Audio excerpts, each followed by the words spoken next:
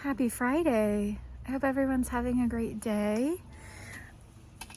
I am trying to get a little bit of fresh air in and outside time in before some bad weather hits tomorrow. It sounds like it's going to be quite adventurous. They're talking about really good chances of widespread thunderstorms and downpours, and it's going to be a little wild and crazy tomorrow. So actually, before I'm done out here, I think I might put some stuff away, take down the umbrella and whatnot, just to kind of minimize things getting blown over if we end up getting something.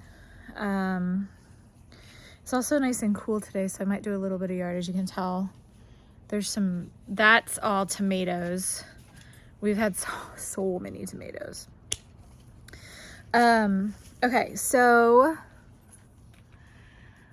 I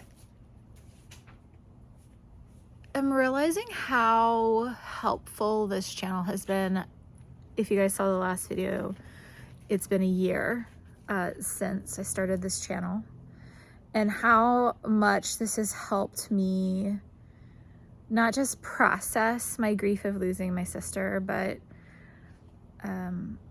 not feel alone in that journey, and a way of keeping her close to my heart and her memory alive in a good way, not a mournful living in the bad past and not being able to live my life. This is helping, really helping, especially when I talk about the good times, to have a positive outlook on life and be able to smile about everything we did together and what we meant to each other. And so you guys kind of helped remind me of that there are some wonderful comments about how much it's helpful to hear from someone who is experiencing it and going through it, and how they're getting through it, because it's so helpful to know that you can get, other people can get through it too. And everyone's going to be different. I know that, there's some people that can't even look at pictures of their loved ones after they've passed for a long time. And that's what needs to happen for them. Everyone's journey is different. For me, we actually have reduced some of the photos for a while, because I was going through a rough patch, and every little memory was bringing up, every little picture was bringing up not kind memories. This last year it's been a lot of work to get to a point where when I think of her, it's not remembering the bad times, but to remember the good times. And so I'm really trying to focus on that this next year, to make sure she's close to me and to share those stories and to keep her memory, the wonderful memory, alive. I made a music video for the anniversary of her passing, and in the process of doing that, realized that a lot of times when I am thinking of her, it's not the good stuff, it's the bad moments, it's the trauma. And I did 2 kind of back-to-back music videos, and one of them I put to the music of a Remember Me from Coco, and it's a very Spanish guitar, beautiful, beautiful song. But the song is basically kind of saying, not just remember me, but remember me how I'm supposed to be remembered. Remember the good times. Remember the love we had, and don't let the bad times override that. Remember me, because the cancer wasn't her, and the sadness wasn't her. And so when I put the pictures to it, there's a part where the chorus goes back into the remember me, remember me. And I happened to pair a photo of us in Disneyland on what is now the Guardians of the Galaxy ride, but it's the it used to be the Tower of Terror. And I did not want to go on that thing. And her and Josh convinced us to go, saying, oh my God, it's so much fun. And we ended up going on that ride over and over again. But a lot of those big rides will have like the photo they take. And I paired the picture with those words, remember me, with Sarah, the very top of the lift. It's all of us on the back row. And she's like making a silly face, like, ee! And it was just the perfect, like, that's me. Remember that me.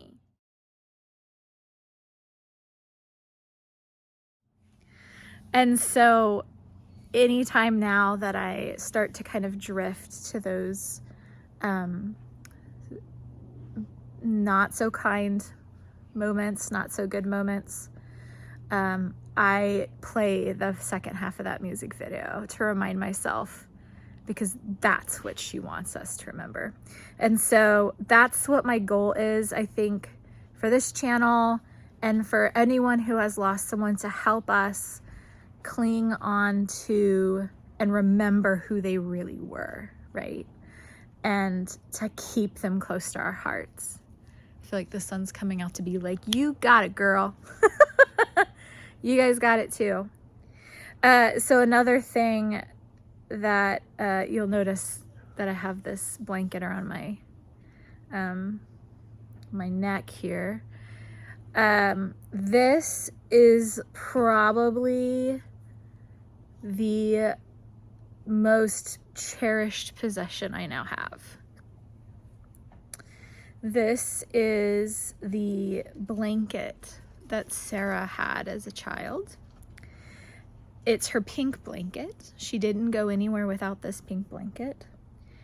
And she slept with this pink blanket until the day she died. She had it in her bed with her. She'd put it over her eyes to help her sleep. She, over the years, like, look how frayed this is. She tried to sew new lining onto it. And so now it has passed to me. And I have been, the first part when I got it, Josh gave it to me. And when I originally got it, I wrapped it around myself and I just cried and I cried and I cried. It's bringing up emotions for me.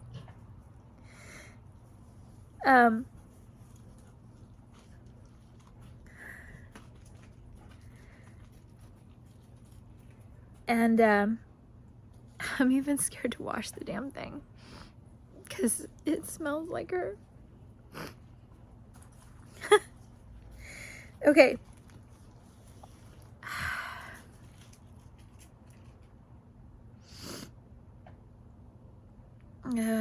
Okay. And now it is kind of becoming a thing in the evening. Sarah's always been the bookworm. She's always been a really big reader. She has had a giant collection of books. And so I recently, over the past couple months, I just counted over this past year, I'm about to go to 23 books in this past year. Half of those are audiobooks, but I'm just like completely, it gets me away from my brain. And so I've really started being an avid reader. So my new comfort in the evenings is to wrap this around my neck when I'm reading. And I feel like it's me and her reading together. And it's so comforting now, because it feels like she's right there with me. And so it stays in my bed. At night, honestly, I get too hot with it, so it usually ends up on the floor. But every morning, I grab it and tuck it right underneath my pillow, and it stays there in a safe place. And then in the evenings, when I get ready for bed, I wrap it around my neck and I read with Sarah. She really liked to go to different places. in her brain. She was so imaginative. So